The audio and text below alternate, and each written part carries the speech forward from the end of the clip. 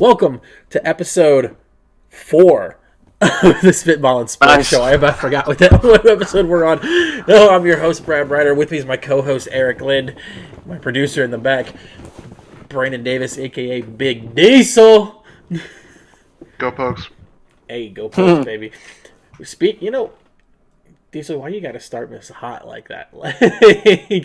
We want to talk about it? We're going to talk about it. We're talking about it. We're talking about it. It was our game of the week. It was obviously the game of the week, yeah. and everyone in McLean Stadium left in peaceful manner after Oklahoma State went in there and beat their ass. Yeah, as I predicted. You did call that. To be fair, you're the only one that had confidence. What was the score you predicted? I said 38-28. It was 36-25. That's he was incredible. really close on the score too. It was really impressive. Shouldn't have been close on the score, but he was. But wow. Yeah. I mean, when you let him score, what was it? Was it 14 or 21 unanswered points? 14. I think it was like 14 unanswered. It was 27-7 at one point. No, it was 22 or 23-3. 23-3. I'm thinking of the Chargers game. Yeah. Jesus, don't get me started on that.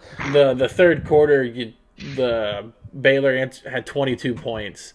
Mm-hmm. And they scored 14 unanswered. Yeah, 14 unanswered there. So, but at the end of the day, Oklahoma State did a great job. I thought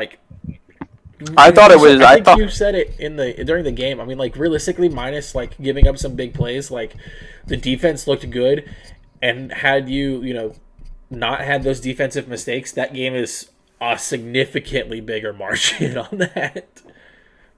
Yeah, I think what we should really be highlighting is Spencer Sanders' play. He turned the ball over once. He threw one bad pick, but that was really it. But compared to what he's done against Baylor in the past, that's a step in the right direction. I think all year he's done a great job of protecting the ball. I think, and he seemed to turn over as well. I think Ollie Gordon took a handoff late in the game, and he dove head first into the pile to recover that fumble. Damn, already better than Cam. Can't even. Yeah, I was gonna say Cam Newton a little bit. But yeah, I think Oklahoma. I didn't really think we opened the playbook up that much, but I did like that we took advantage of some of Baylor's off coverage. We had a lot of quick throws to the outside, and when they were giving us a 10-yard cushion, we take what they gave us, and we just. It was just a good, not super clean football game, but it was. I feel like we executed well. The defense can clean up a little bit. If you I think we've kind of let Baylor back into the game, but if you play like that every week and you can let your defense can clean up a little bit, I don't think you sit here and say, man, we're a crappy team. That was a really good showing. All three phases, because we had the special teams won us that game in my mind. Mm-hmm. The touchdown, the constantly getting in good field position. You didn't have to open the playbook a whole lot in that game. Yeah, you could have, but you didn't have to. Because Baylor wasn't necessarily stopping the run the same, every single play. It wasn't they're a running team. We're just going to load the box and stop them every play, make them throw. We were still able to get 5 yards on some carries, 6 yards some carries, sometimes even run for a whole first down. And it was you kind of saw that they were listen, if they're not going to be able to actually stop us completely, we're not going to have to, go crazy on the playbook. Give what they'll give us. Like you said, Spencer didn't even throw a whole bunch or have a whole bunch of yardage that game. I mean, besides his his rushing yards, he didn't have a whole lot of No. He didn't throw. He didn't even throw for 200 yards. Yeah. I mean, shout out to who was it that I said in there? I think it was Johnson that just absolutely went up and got that pass off that dude's head.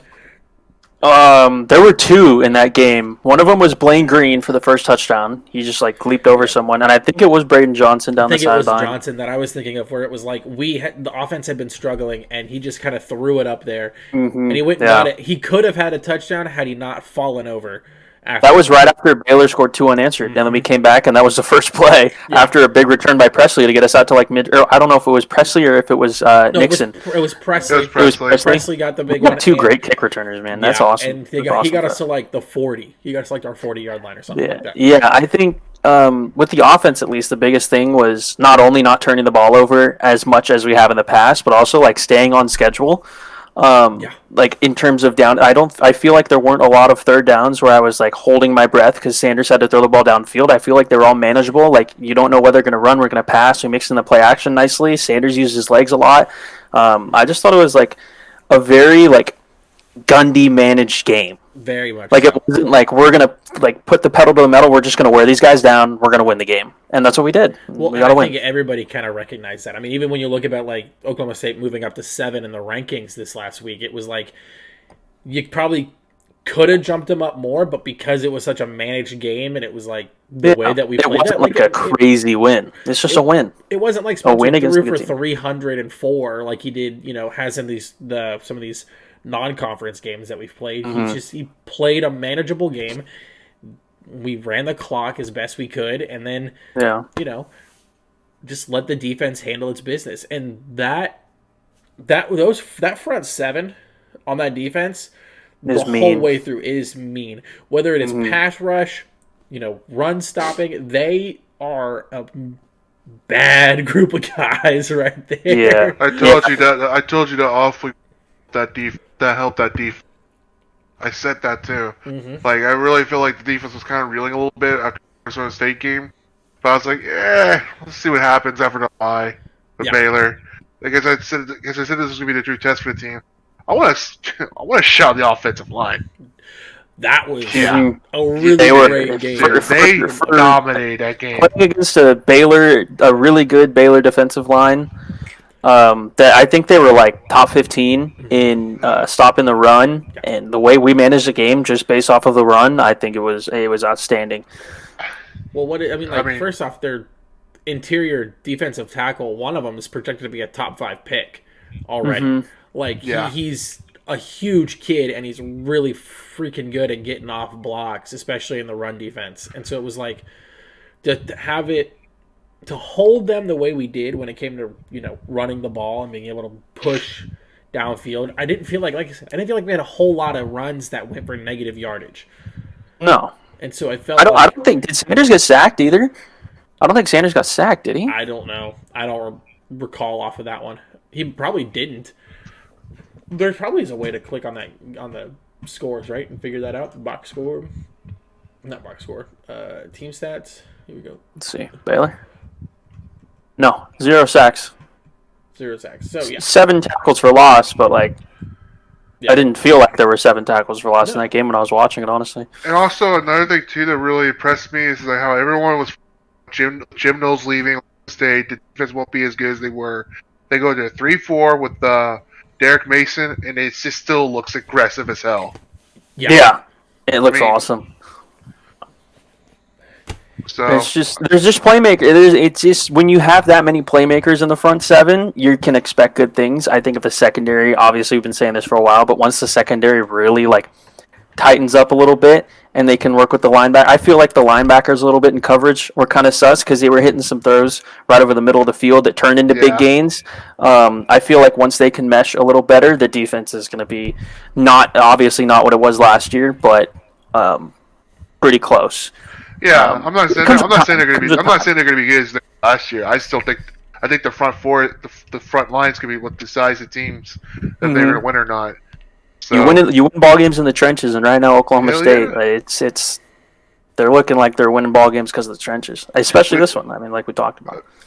Yeah, I mean, like I said, I was just shocked how well they ran the ball. And it's like they came in with a fucking message saying they're not gonna let 1 yard stop them again like they did in Arlington. Stayed persistent with it. Yeah. Yep. So, I was happy with one. It was good. Can't wait to beat Tech. Hell yeah. Hell yeah. I love the sound of that, and especially with Tech, kind of how hot they felt, after beating Texas last week, going into this week against K-State and getting kind of. I wouldn't say batted around, but they lost to K-State. It's like, okay. They got... I don't mean... They kind of got... The final score... They got Harold. Yeah. The final score doesn't show it, but their run defense was horrid. I mean, you gotta tip K State's rushing attack because they unlocked something in Adrian Martinez's rushing game, and then you combine that with Deuce, and it's just disgusting. Yeah, And I think It's absolutely disgusting. with Oklahoma State having a very similar like duo, I guess you could say, except with more running backs, obviously, than just one, That game and a rushing excites quarterback. like It excites me to see what we can do in the running game. Excites me like that. That's going to be a Game Day game. might be going to Kansas twice this year. Oh shit! They might go to Lawrence and Manhattan, man. Oh man, which I can't wait to talk about. I want to talk about Kansas here in a little bit, but to start, talk about a game that wasn't really won in the trenches at all. I mean, Alabama and Arkansas blowout. Yeah, Alabama did that with a backup quarterback too. Like people, like Bryce Young went down, and everyone was like, "Oh," because Arkansas started to climb back in the game, and then Lamar Jackson Jr. just emerged, the true freshman, Yeah. back up to Bryce Young, and it just, I don't know. It was, I don't know. It's like something you'd expect from Alabama. Like your backup quarterback goes down, you still beat the team that started to come back on you a little bit by 23 points. Yeah. What's funny about Alabama? That quarterback is literally from Texas. Texas could have had him. You said the quarterback? Yeah, the quarterback quarterback's is from from Katy Texas. Tompkins. He's right here from Houston. Oh my god. So here's the other crazy thing. Like you kind of were saying, I mean, after the end of the third quarter, like it was like Arkansas could come back from this, and they kicked that field goal, and it's like, okay, here we go. And then Alabama was just like, nah, like On the ball. They did that. and they did that. And they all the scoring plays were off of big runs, like in the fourth quarter. Like Gibbs had No run, two the big 70 run, plus, and then 70 Gibbs had plus yard two big runs. touchdowns. All three of the touchdowns were massive runs in the fourth. It's just like gut wrenching runs. If you're an Arkansas fan, like you're fired up, like you're going to the fourth quarter, you have momentum, and Bama says, "You know what? You thought." I think it was like an 80-yard run and two 70-plus yard runs. Like that's just like talk about I don't even know, like a mood crusher. I don't even know what to say about that. It just kills your comeback entirely. Yeah, kills your momentum. But before we talk about like I said, I just really want to talk about KU. Being you're up there, like you're up there by there, Eric. But like my whole family, if they didn't graduate from Baylor, they graduated from KU. So it's like, good for them, right? Like they're just all pumped right now. So like I've been talking about it all week. Kentucky losing to Ole Miss. I think this one kind of shocked me. I kind of expected Kentucky with the way they had been playing this year so far. I didn't expect it to win by like 12, or I didn't even expect it to be a double, like a 2-possession game. I just was I kind of would have flipped the scores if I had to predict it. I would have thought Kentucky 20, probably 24, Mississippi or Ole Miss 21. Like that's kind of what I probably would have said. But the way it played out, it kind of is like, I mean, it worked out for Oklahoma State and for a lot of these other teams that are coming up because Kentucky fell significantly, if I remember. But man, I just feel like every time Kentucky's ranked high in the top 10, like people are like, "Oh, is this Kentucky's year?" And then they play another ranked SEC team and they lose, and then they just kind of dwindle off and they're like an 8-3 team, whatever. Like that's usually what happens to them, and they're a couple spots short of the SEC championship game. yeah, And that's just like the start of that. I think Ole Miss's defense made a statement. They made a lot of big plays in this ball game. And I mean, maybe at a neutral site, it's the other way around because Ole Miss obviously had the home field advantage, but I don't know if we'll ever get to see that. But nonetheless, huge win for Ole Miss. They got the job done, and they did. They didn't look like sharp, but a win's a win. Win's a win. Yeah, I think I kind of agree with you. Like neutral site, like if this is like a bowl game or something like that, I think it could easily spin the other way. Go either way with it being at Ole Miss. Speaking of, isn't that where Derek Mason came from? Auburn. Okay. I was gonna say, I was like, it'd been interesting with that defense making the statement it did if that's where he had come from, but it slipped my mind for 2 seconds. Okay. We've said it all year. Right? Like, sometimes teams get hyped up way too early throughout the Oh year, man, through the beginning of the I know season. this is going. Yeah. And honestly, they're just dog shit.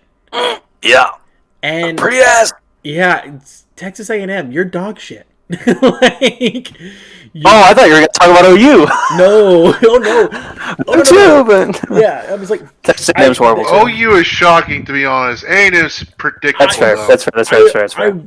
The OU thing to me, I want to talk about, but I want to get to A&M first because it really is like, hey, you kind of showed your colors at the beginning of the season.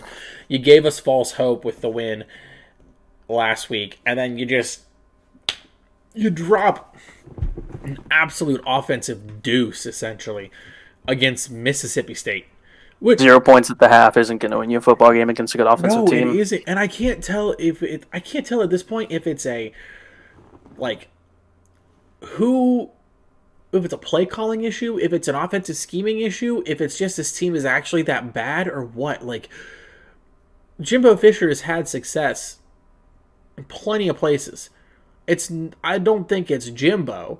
I think I can't help but feel like it's somebody else on that staff, or it's the fact that he's losing his goddamn mind. Maybe it's like he doesn't have the players like committed. I really don't know because they get talent year in and year out. Do they not? Unless I'm missing something, they're recruiting. They out recruit Texas in the state of Texas for some of the best players in the state. I think it's more. Granted, I think it's more of players that come here to go to A&M. They're not as they turn out to be. I mean, that could also be it. Like they just miss on some of their recruits. Yeah, I mean they swing and a miss. I mean, the biggest swing you have to hit is a quarterback, and right now they have not hit a quarterback at all since Jimbo's been the coach the entire time there. When at least with Kevin Sumlin, when he was in A&M, he had Kenny Hill, he had Johnny Manziel, Trevor Knight. So I mean, I just think that with Jimbo, he's never had a quarterback. I mean, these teams are talented enough. It's just like the one piece he's missing is a quarterback, and it makes the whole team goes to shit. And I mean, it's just crazy. Can't score points, Well, and the other thing is too, like we have to think about it.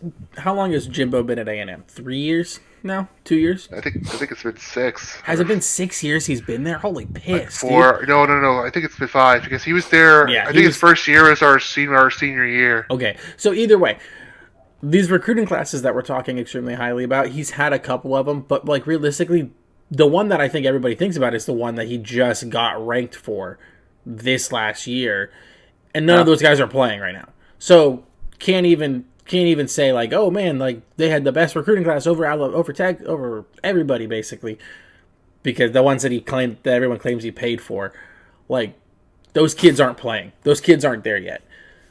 So, but still, it's A&M. They statistically always get really good recruiting classes. And they always get ranked high in the preseason. And they always shit the bed. And they do. And I'm like, at what point do we just recognize that they're not Texas A&M anymore? Like, they don't have Johnny Manziel anymore. I'm sorry. What else do we have from them since Johnny Manziel? Like, nothing. I feel like. Like, you got individual players that did well that went on to the NFL, sure, maybe. But, like, realistically speaking, this team hasn't been good since Johnny Manziel played. And then before that, it was another, 20-year stretch since they had been good. So it's like... Yeah. We kind of knew coming in, like, hey, they could be good, they could be dog shit. It's possible... if Jimbo stays and they keep riding with Jimbo and he gets that chance to get those recruiting classes, that one he just got, up into that junior, when they're on junior, senior, stuff like that, they could be good. Mm-hmm. Statistically speaking, with the transfer portal, most of those guys aren't going to be there. Yeah.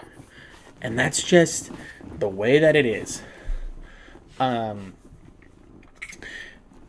You kind of said something, Diesel, that I want to hit on. Oklahoma, like, and Eric, you're talking about it, like Oklahoma looks bad right now. Oklahoma looks bad, though, in my opinion, because this team essentially got completely blown up this year. I don't know about anybody else here. I had no expectations for OU this year. Everyone always had high expectations because, like, oh, it's OU. But, like, I didn't have a whole lot of expectations for this team because nobody is left. Mims is the only person that I recognize from this team that was left from Lincoln Riley. Like, I don't know. I just thought they'd be better than this. I'm not. I didn't think they'd be like superstar top 7 team OU. There's still plenty of season left, and they still get to play some of the other lower tier teams in the Big 12. They still get to play West Virginia. So they should play Iowa State. They still get to play. They got Kansas coming in 2 weeks. Well, but Kansas, we don't know what's going to happen with that. There's a lot of teams in the Big 12 right now that look really good, and so I'm not going to be surprised when OU is kind of around that middle of the line mark with the Big 12 right now.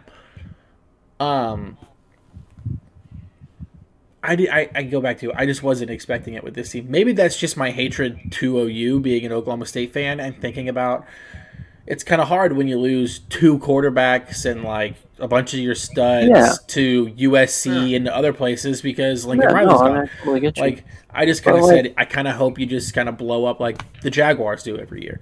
But like you're losing by 31 to TCU. TCU was so slept on, in my opinion.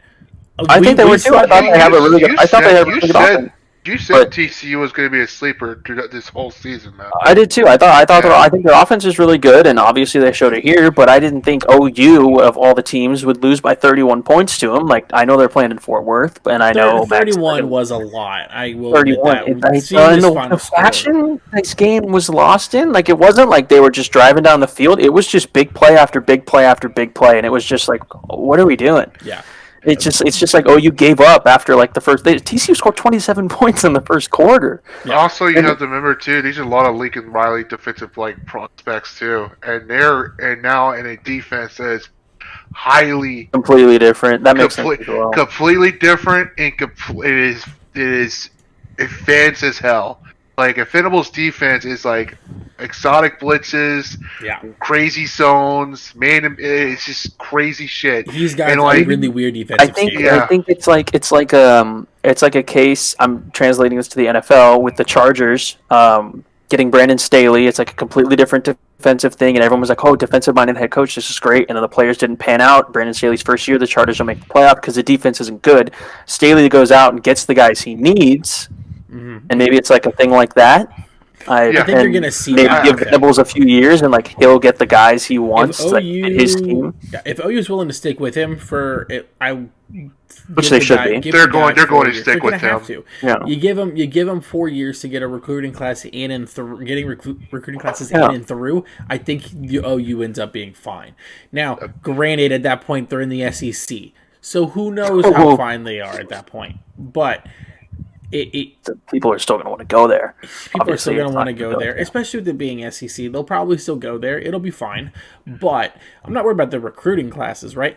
But when you talk about a fan base that is used to being a Big 12 champion, or they don't know how to handle the Big 12 championship, and then you go to the SEC, it's like, are they going to be able to handle themselves when they are in a similar situation as Kentucky? You got to remember, OU hasn't had a shitty, and I mean dog shit season since the mid-90s.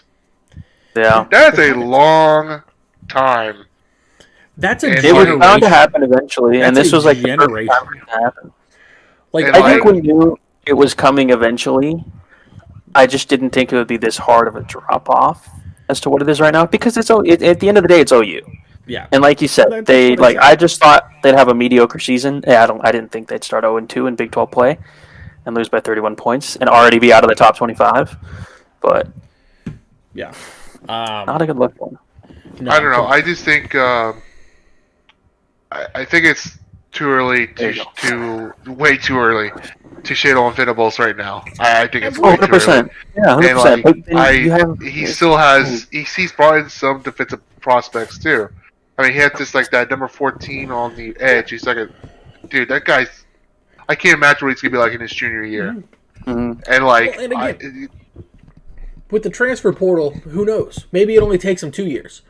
Like, yeah, we have this whole new thing with the transfer portal and the NIL situation where it's like it's entirely possible that he can put a team together.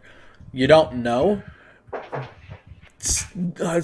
I'm not counting Venables out. I'm not even saying that OU's like bad this year. I'm just saying I feel like we can all understand that they weren't going to really be in that upper echelon when it came to the Big 12 this year, and we saw it in this game. yeah. No, I mean, I still think I said they were going to be 9-4. Yeah, Like, and that's perfectly fine. I mean, they can still get 9-4. I mean, Yeah, I do think they'll beat Texas this week, though. I do think that. it depends on if Quinn's back. Then no. Do we know when he's scheduled to come back? He's scheduled to come back this week, but That's what I'm saying. Yeah, Read that says no like significance behind it besides just them. It's not like a top 10 matchup anymore. If they come back, like if Quinn comes back this week, then yeah, you're looking at they're gonna take that. But if Texas is smart, since their season's already kind of shot, you might consider just letting Quinn sit an extra week, and going into this rivalry, kind of being like, all right, whatever. But I don't know that they'll do that. I think they'll probably play Quinn because of the rivalry significance in this game. Yeah, for them. Man, I want to talk about this next week because we've got a specific game we've kind of all hinted at that is kind of at the forefront of national attention right now. TCU and KU, two undefeated teams in Lawrence. They're getting game day. It's just what we all expected, right? Yeah, totally. TCU's going to win. The numbers... It's going to be a great game. I really do think TCU will win, but man... TCU is going to score 40-plus points. TCU will win by 15. Man. KU's going to score 30-ish, but yeah, I think TCU's going to... It's going to be a shootout. It's going to be one of those that breaks the 70. I feel like overall. It's going to be... It's like you should bet the over. You should also bet TCU spread. That's just me. I know they're in Lawrence, and I know Lawrence is going to be rowdy, but I like KU's defense against a high-powered offense. KU has sold out the last 2 weeks, and I can't remember the last time KU sold out a game at all when it came to football. Yeah. And maybe I'm wrong, but I mean Lawrence they're going to be lit. This is going to be a crazy game. It's going to be crazy. I'm going to be watching this game. Yeah. But I don't know. TCU's coming off this big win, and they know they don't. I mean, they don't really have a chip on their shoulder. I don't want to say because they're coming off a huge win, but they know where they're going. They know who they're playing against, and they just want to shut everyone up. And I feel like that's what they're going to come out and do. Yeah. Both teams are riding a high from a win. Have you heard about the numbers they're talking about throwing around as far as KU extending and giving Lance Leopold all this money? Because everyone in that university right now is like, holy shit, this is great. But also all they're hearing on the Kansas sports radio right now is, hey, pay this guy because otherwise somebody will come in and pay him. Mm-hmm. And so Matt, sorry, the hold money on. that's being talked about for him to get right now is asinine.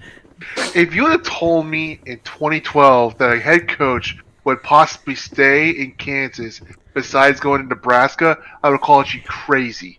Yeah, I think that's possible now. That is possible. I think it's very possible. He likes it there. His wife likes it there right now, and rightfully so. I mean, it's everyone's rallying around them. You can't hate them. You've done something for Kansas that hasn't been done in years. They did an interview with him for College Game Day this last week, and the interview guy was asking him what was your first thing that you recognized with Kansas football that said oh, this needs a change? And he said, when I got congratulated after my first season for winning 4 games. And he said, when I won 4 games and they congratulated me and said that was more than they had won the last 2 seasons. You're like, okay. And he was like, I got congratulated for having a losing season. That has to change.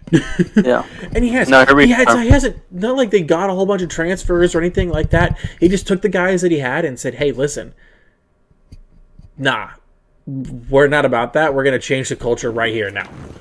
And these boys are playing their ass off. So that's the game of the week, I think, for everybody looking at this next week. Like, that just speaks, I think, numbers to everybody, because it's like, man, 2 teams that haven't been undefeated in a while. TCU hasn't been in the limelight for a lot of people in a hot minute either, especially national attention. Like, Big 12 attention, we've always kind of known, like, hey, TCU's not bad. But, like, as far as nationally, TCU hasn't been in the limelight in a hot minute either. I think it was like since 2015.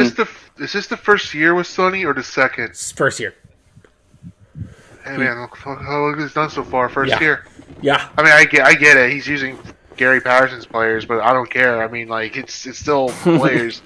I mean, they still recruit the same well. Players. Yep. Yeah. Yep. They still recruit well in Texas. That's all that matters to them. Really quick, I want to talk about Wake Forest a little bit before we move on to next week. I think that team has a fighting chance this year. They went to Florida State. They beat Florida State. They played Clemson close. They got a pretty favorable schedule. Their next big game's against NC State, a team that, again, Clemson just knocked off. But I don't know. I really like Wake Forest. I really like their offense, their quarterback. I don't know his name, but he is a dog. That dude is really good. Absolutely. I think they got a big win this week. Yeah. So I think if keep my eye on Forest them. doesn't win another game, I think because Wake Forest and Clemson are in the same division. I think Wake Forest should be a New Year's 6 team.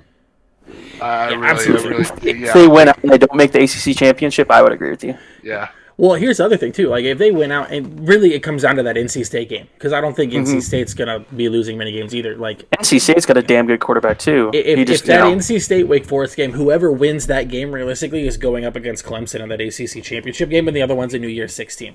And possibly both of them are in New Year's 16s, depending on where Clemson is at that point and everything else. You know, if Clemson wins the ACC championship again and is undefeated, like, they're going to obviously be in the college football playoff.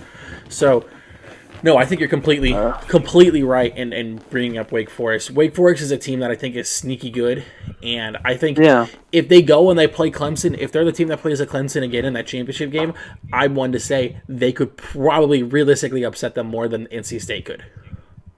Yeah. Yeah, I mean, we watched them almost do it last week, a couple weeks ago. So, absolutely. How would you guys like to talk about stocks? Especially with college, especially because we don't really have a lot of games. The only game really mattered this week, upcoming weekend to us is probably TCU Kansas. So let's just. I mean, Utah UCLA is a good game, but I don't think we're really all hopping on that game. UCLA just kind of came in because of the win they got this week. They're right now. Yeah, so I'm so high on Utah to win that game, but. So I'm gonna give you 8. I'm gonna give you 8 teams. You're either gonna buy. You're either going to hold or you're going to sell. All right. Just their stock. So what if a team's like stock is high and like they're playing well? Can I still buy it? Like buy into them? Yeah. What if I buy too high? What if they collapse? Are you writing this down for future? Can you bring them back in a couple weeks and say, let's please put them in the notes or something. We'll all right. throw it somewhere. Let's start with Georgia. Oh, we forgot to talk about this game. Yeah. Oh my god. Since we're talking about buying their stock, they almost lost that game. I thought they were going to. Shit out of Georgia. Because last week we all like sort of thought, this was a fluke game for Georgia, whatever, they're going to be fine, they're playing Missouri, they're going to get back on track. No, I'm buying Missouri's kicker's stock, by the way, because that dude is that dude's different. But yeah, like you go to Missouri, I understand Missouri, like they have nothing to root for, but they're playing the number 1 team in the nation, so they're going to show out. But like you're favored by 31, you win by 4, and you're trailing the whole game until the end. Yeah, I'm selling. I don't think. I think Clemson should have the spot in the top 4 over them. They're going to lose eventually. Here's what I'm gonna do. I'm with you. I would sell. The only reason I'm not selling is because we have a philosophy that we've talked about so far, which is a win's a win. It's not great. This is not just like. So I'm not buying. I'm gonna hold. I'm not buying. I'm holding. You're holding? They still got to play Tennessee. They have to play Mississippi State. That's the Tennessee game to me is the point when I decide. If they win that game, I'm all in. I'm saying, okay, Georgia still got it. If they lose that game, you got to be all out. They're done. Georgia's favored by 30 this week against Auburn. If Georgia doesn't win by at least 15, no, Auburn is straight up garbage this year. They should. So is Missouri. Yeah. If they barely Georgia beat doesn't Auburn, win by then double it's time to digits, sell they're in Georgia. If Georgia doesn't win by double digits this week, then like I don't know. I'm out on Georgia. Stetson Bennett's not the answer in my eyes. Next question. He's just gonna end up on Patriots with Mac. That's all that's gonna happen. As his understudy? Right. Yeah. Let's stay in the SEC. With the injury to Bryce Young, are you still high on Alabama? Yes. Okay, so you're still buying. So Bryce Young came out. Bryce Young was out of the game, but Alabama just still has the talent to succeed. And I think that quarterback, I mean, he's a true freshman. He was just thrusted into the game in a hostile environment in Arkansas. They were coming back, and he didn't have the best game throwing. I think he threw 9 passes and completed 4 of them, but he didn't need to. He didn't really need to do anything. He handed the ball off, and I feel like they can open up the offense a little more with his legs and sort of mix up the playbook for as long as Bryce is out. And then when Bryce comes back, they're going to go back to blowing teams out. But I think they're going to have to, change the offense a little, but they'll be fine. It's Alabama. Is Nick Saban still the coach there? Yep. Yes. Then absolutely, still buying. Yeah. All right, and so we'll stay one more team for the SEC. Ole Miss. I'm buying on them right now just because I'm buying on them right now too. Look at their schedule. The defensive play that they have is please tell me the schedule. The defensive play right now. Here's the thing, when you have a team that's as defensive as they were this last week, and then all of a sudden you say, oh, they gotta play, even if they gotta play Tennessee. Tennessee game, that's going to be a telling game because Tennessee's got to. They don't have to play Tennessee. Who are their big games? They are going to November at home. So they're going to get Vanderbilt. They're going to get Auburn. So they're going to be 7-0 going into a game against LSU, which I don't know if LSU is going to be ranked. Then they got A&M in Aggieland, which is it's a trap game. It's a trap game. It's a trap game. And then if you beat A&M, you're riding yourselves at 9-0 into for a home game, and you're welcoming in Nick Saban, and probably Bryce Young will be back by then. What about after that game? Is that their last big game? Arkansas and then Mississippi State. They played Mississippi State on Thanksgiving. So yeah, I'm buying on them to ride at least for a while. I think they should be 9-0 playing Alabama, and that's going to be the telling game. I think that is.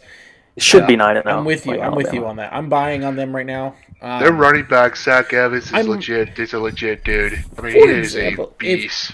If this was stock right and we're buying right, I'm selling right before that Alabama game. Realistically, I'm through the Alabama game. You buy. Oh, hey, 9-0, and when we're 9-1, hey, it's a little dip. It's a dip. You have a home game against Alabama. You're gonna be should be 9-0. If I'm holding their stock and they're a 9-0 team and they're welcoming in Alabama. Here's my question. My question isn't Alabama offense versus Ole Miss defense. My question is Ole Miss's offense versus Alabama defense. You got to be able to score, and I don't know if I trust them able to score. I don't know. Anything's possible. I think Bama's defense is not. I think they're good. I don't think they're great. Exactly. Just it's Alabama. Bama's offense is legit though. Mm-hmm. I'm buying. I would buy on Ole Miss. I think we're all buying on Ole Miss. Yeah. Are you writing these down, Diesel? Yes, I am. Okay, I got them. Cool. Okay. Let's go to Big Ten. Ooh. Oh boy, I hate the Big Ten. I hate them too, but man, Penn State. I will say this. if Clifford doesn't turn the ball over, I don't think anyone. Maybe they could, maybe, but like, I would sell on Penn State. Well, they're playing Michigan at the Big House next week, so I'm selling. Yeah, selling immediately. Here's the deal. There's only 2 teams in the Big Ten that I'm even buying, so it's not even like, and that's gonna just Who is that? Ohio State and Michigan. Ohio State, Michigan. Like, that's really it. I think Penn State. I mean, if they take down Michigan, then, but we'll see. I mean, I don't know. You won by 10 against, what is this? Northwestern. Yeah. 1-14. You'll be 10, but I don't know. Do they have a home game against any of the good teams? They have a home game against Ohio State. So say you lose to Michigan, and then you have your whiteout game against Ohio State, and that's really your only chance. Yeah. Those are the only 2 games left, really. Yeah. Michigan and Ohio State, and it's the teams you want. It's the statement making. I wanted to do something. I wanted to get each conference in. That's why I said Penn State, not Michigan or Ohio State, because that was the easy answer. Yeah. Penn State. Yeah, I mean, they're interesting. They're interesting. I'll say that. I'm selling. I mean, really see after next week. All right, let's go to Big 12. All right, I got a couple more teams here. Let's go to the Big 12.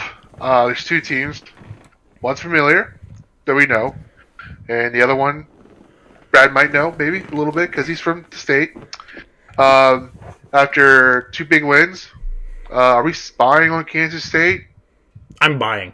I've been buying since the beginning of the season. I told you, like they were my dark horse team at the beginning of the season to possibly win the Big 12. I've been buying all year on them. And I'll keep buying on them until they lose their next game, which I would assume probably is going to be when they end up playing Oklahoma State or TCU, whichever one they play first. Oh, I was gonna buy. Mm-hmm. And then I saw their schedule. Oh. Hit me with their schedule. What's their schedule like? Here we go. They're going to Ames this week, and Ames is the place where top-ranked teams in the Big 12 go to die. Dude, that game could be 10-7. And and then they're going to TCU. Okay, so there's not a lot of time they have left. And then you come home for your homecoming game against the top 6 Oklahoma State team, barring any disasters in Stillwater. Oh, brother. So, yeah, you realistically, like, if you're going to buy, you buy this week and then you sell next week kind of thing. Like, yeah. Here's the thing. I like K-State. I've always liked K-State. They just haven't really played teams that can stop their run. Here's my thing, and here's what I go to. That TCU game, big play teams die when you control the clock. And I feel like with K-State's running attack, that they can control the clock. They can control as much of that game as they want to, and the less time that TCU's offense is out there on that field, the less likely they are to lose. I'm still buying on K-State because I think they can do it. Doesn't mean that they will do it. I think they can do it. That's a good point. I think they can control the game as well, but it's just a matter of if their defense can hold up. If their defense can prevent the big plays, then I think they can do it. But right now, I'm going to change it to a hold. I'm going to hold on Kansas State for now. Oh, we got hold. I'm going to hold on Kansas State for now and see what they're made of when they go to Ames against a terrible Iowa State team that has a pretty good defense but a miserable offense. K-State's going to Ames as 2-point favorites as of right now. So Vegas knows something we don't. I think Kansas State's going to win that game by a lot. I think Vegas knows they're going to win. That you said, whereas Ames is the place where ranked teams go to die. Now, Iowa State, I don't feel like is as solid of a team as they have been in the past when it comes to that. It's a 6:30 kick in Ames, by the way. So the whole stadium's going to be Oh no! Like Diesel said, that's a game that could easily be 14-11, 14-10, something like that, and it's like it's 9-6. Yeah, something like that. AJ Martinez will get in the end zone. It's fine. I would be shocked if Martinez does not get in. I would be shocked. I'm gonna hold. K-State for now. All right. I was very obsessed with them at the beginning of the year, actually, with Oklahoma State, and now after them winning dominant games like this, Bye. Bye. We're buying, right? Yeah, I don't think anybody here isn't buying. I think Alma mater it's bias, whatever you want to call it. You know what I think is It's crazy? not even alma mater bias. I just think it's the national media. It's just dogging on them because they think that. I don't know if you guys saw my tweet. I saw plenty of your tweets. There was a podcast that said Oklahoma State right now is the biggest fraud in the top 10. And I listened to it. I listened to it a little bit, and the guy was like, "Yeah, I think if Baylor and Oklahoma State played at a neutral site, that the outcome would be different." Yeah, that's and crazy. My tweet was, "So we take Baylor at a neutral site over Baylor at home." Yeah, where they just lost to Oklahoma State. And Oklahoma State didn't even play like a. I mean, it was that guy pulled game that out of his ass so that then all the Oklahoma State fans would react and get all over Twitter. I don't know. And it was the clicks. It was a click. Good for No, him. it's not just CBS doing it. It's also like the Paul Finnemore was like, oh, it's a nice little rivalry. It was the highest rated Saturday night game last season. So like I don't know. Here's the thing, and I saw it from Reddit College Football, where they talked about the fact that Oklahoma State has had, what is it, 10-win season? Not 10-win seasons. They don't even have 10 games, do they? 7 10-win seasons or something. 7 10-win seasons. It's just consistency. In the same time that A&M's had 1. No. Yeah. So, like, and yet A&M gets all this attention, all this love. Oklahoma State's that team that, like, they're good, and everyone kind of knows, like, they it's just they're there. You don't ever acknowledge it. You're not like, yeah, that team's like just, great. They're just doing it behind the scenes. People don't acknowledge the team because we're not blowing ranked teams out by 30 points a game. We're just winning the games and controlling the games. Yeah. It's a matter of controlling the game. And I think the biggest test in the next 3 weeks, obviously, is going to be against TCU.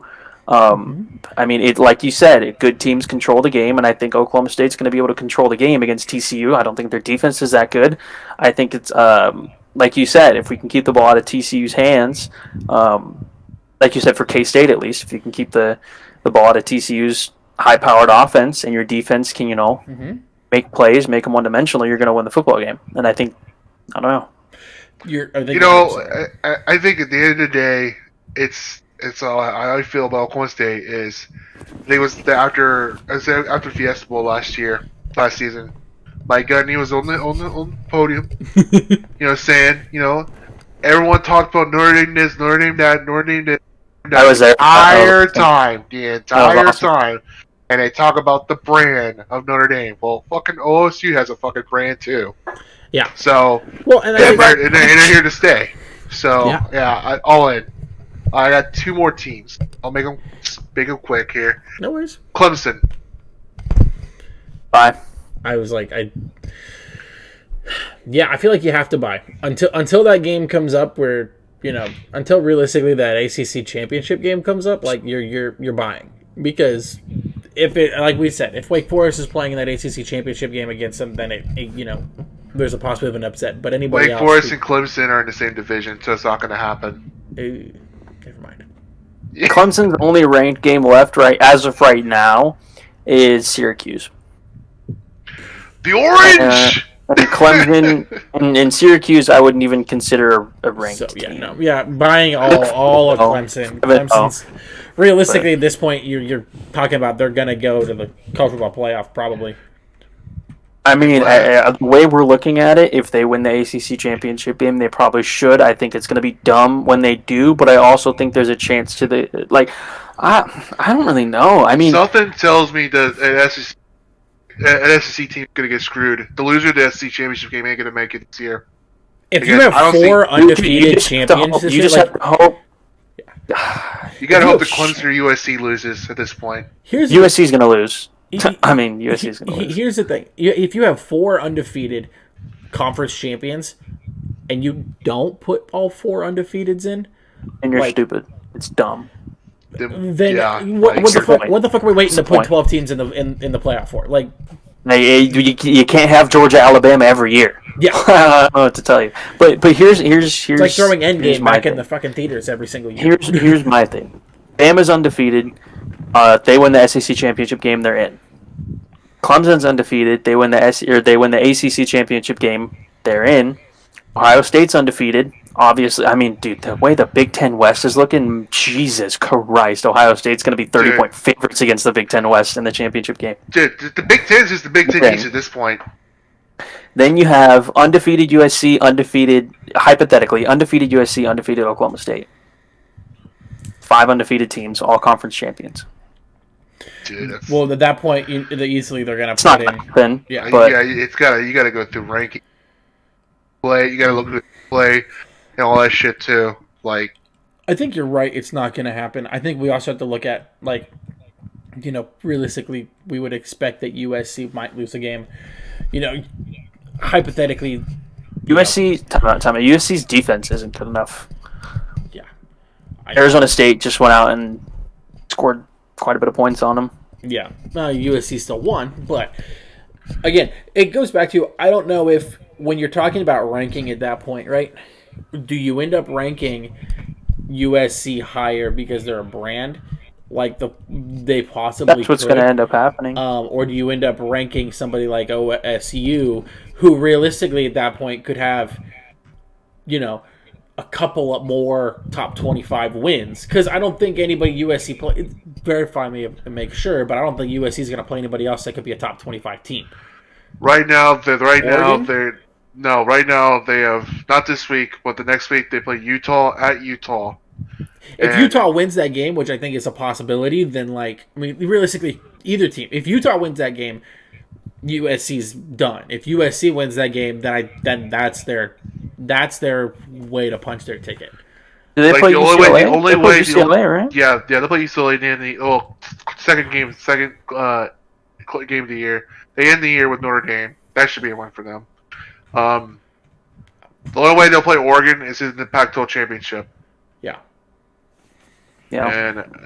And I think Clemson has a chance of losing eventually. They play Florida State at Florida State, and then that's really their only chance of losing when I'm looking at their schedule, other than Syracuse. But they have 4 of their last 5 games are home games. They play South Carolina, Miami, Louisville, and Syracuse all at home, and they go to South Bend against Notre Dame. Yeah, I mean, so what? They basically got one more scare game, and that's it, basically, at this point? I mean, I would consider Florida State kind of a scary game. Yeah. And maybe if Notre Dame kicks up a little bit, like that, Notre Dame's going to have a chip on their shoulder. That's a huge maybe. So there's like 1.5 scary games left for Clemson. Yeah. I don't know, but we'll see. Yeah. But that's. I was going to add another team, but I think we should just go to the NFL at this point. Yeah. Yeah. Well, so let's talk about the men's league, as I like to call it. And I kind of have still that too, so I can't really talk about that a whole lot. But, man, this week was I felt like a wild week, not because of like anything crazy happening, but I felt like just like some of the things that happened this week. Just to start, the whole hold on, the whole shit with Tua. I hope that whole organization gets fucked. Burned. Yeah. I hope they lose. One step forward, 2 steps back. What I was this week, right? Yeah, right. When I messaged you guys earlier, what I was listening to was someone saying that if hypothetically, right, they found malpractice on the side of the Dolphins, they could lose up to 3 first-round picks. Realistically, they could lose an extra 50% of merchandise revenue. And the possibility of a vote out on the owner. Why would the owner catch flag? Well, I mean, he's already been suspended. He's already been suspended. Yeah, and then this happens on his team, on his watch. Was it because of the Brian Flores stuff, or was it because the Tom Brady shit?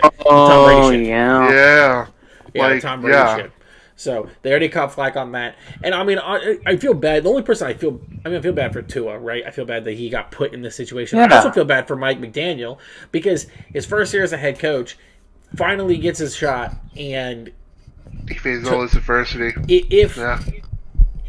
if it comes back that someone on the Dolphins staff shouldn't have cleared him and they cleared him, it falls back on him in some regard. Because somebody should have said no to the first concussion, let alone the fact that 4 days later, the man's back on the football field. 4 days! I've only known one person to get through a concussion in 4 days. And let me tell you, that's because he was stupid. That ain't because it was smart. It's just a bad situation from top to bottom. I mean, really, with the way you saw him after like the initial hit, you think he's out for the next week and they're not going to play him. But then he comes back and like he looks okay. But then like when that second injury happened, like people are just when he's what am I trying to say? When he's okay, when they say he's okay to play, you're like, okay, that's a little weird. Comes out and he looks okay, and then that second injury happens, and people are like, all right, this was a little ridiculous.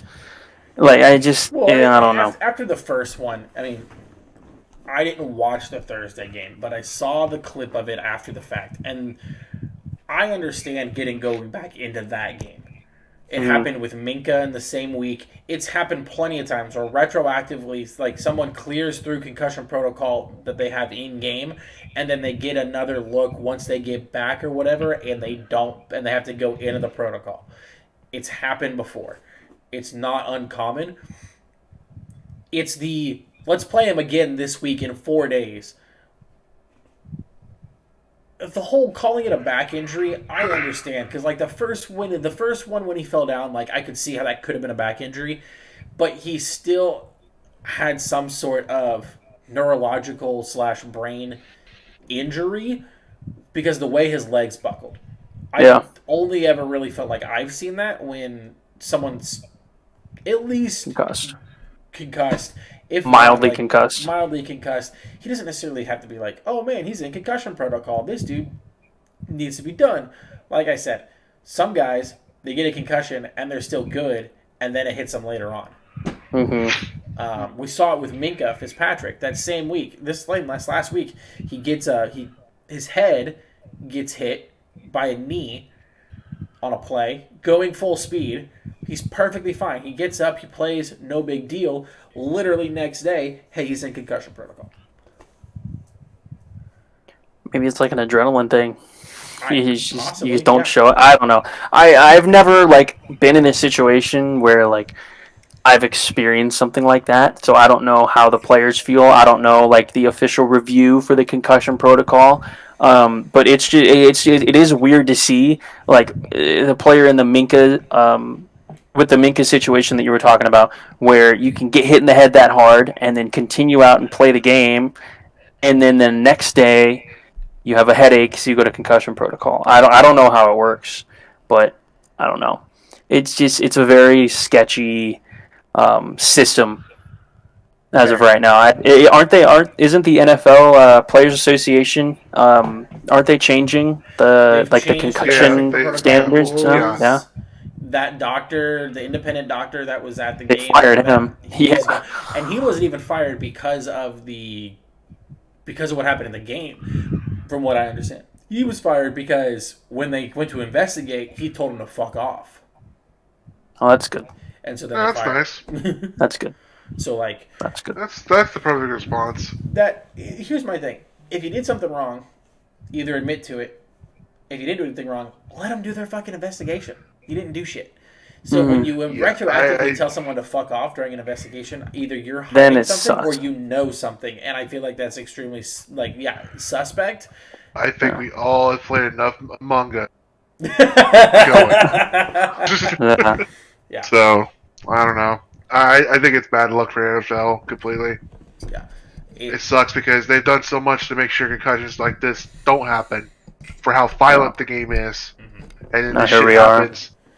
Back, like I said, it's one step forward, 2 steps back, and it sucks because we should be talking about the games, not this shit. I agree. Exactly. And I hope Tua comes out as good. I hope nothing happens to him. But if I don't care how good you are. you gotta know. There's gotta be people there to tell you, dude, you're not good. Like, it's my back. It's my dog. It's my back, dog. No. There's gotta be somebody. Like I get, like sometimes people get distracted with other things and like they don't feel like that's like their call or whatever like that. But somebody, whether it's McDaniel, whether it's the QB coach, whether it's the Teddy Bridgewater in that situation, whether it's his family, somebody has to tell him, please sit out for the Thursday game in 4 days. Like if he sat out that game, he'd probably be playing this week. He'd be fine. Yeah. He'd be fine, but he didn't, and now he probably is going to be out this next week. He's probably going to be out the week after too. I think he's going to miss I think he's going to miss 3 weeks. Yeah, at least. And I'm like, that hurts your team more than it helps your team for you to be in there for that one game. Mm-hmm. Like, it shouldn't matter how big of a game it is. It's literally a Thursday night game at the beginning of the week 3. 4. Yeah. Or week 4, yeah. Or was it week? It was week. It was week 4. Yeah. Week 4. I don't know. I just think it ain't worth it if you trust Teddy Bridgewater enough, just let him play. I mean, Teddy did fine. Teddy's going to be fine. I think the Dolphins are going to be okay. Overall, as a team, I think they're going to be okay. They're not going to be as good as with Tua, but I think Teddy will get his job done. Yeah. He's not going to be. He's definitely one of the better backups in the league. Yeah. But on the flip side, Second best. I think people could calm down on the Bengals not being good. Yeah. I think they're going to be okay. Mm-hmm. Just a rusty start. Like they started 0-2 last year. They still went to the Super Bowl. So true. Yeah. What was some other games? One, I mean, you want to talk? You want to talk about the Chiefs and Bucks? We're okay. Yeah, we're okay. Yeah. You're off it. There was a. I want to say I was very happy. I don't know how much you guys actually actively check the shit that I end up retweeting on Twitter, because I know sometimes it ends up all over your guys' feeds.